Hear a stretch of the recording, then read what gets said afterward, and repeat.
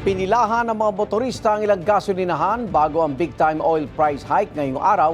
Sa isang gasolinahan sa Coronadal City kahapon, mahaba ang naging pila ng mga motorista. Sabi nilang gas pump attendants, marami ang nagpa-full tank. Ang ilan naman may dalang galon bilang pangreserba. Marami pang motorista rin ang humabol sa pagpapakarga ng produktong petrolyo sa ilang gasolinahan sa Lipa, Batangas. Lalo na kagabi, marami rin daw ang nagpa-full tank.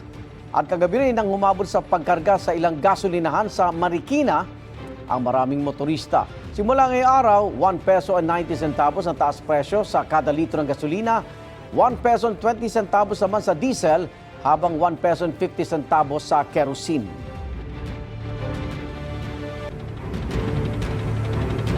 Igan, mauna ka sa mga balita, mag-subscribe na sa GMA Integrated News sa YouTube para sa iba't ibang ulat sa ating bansa.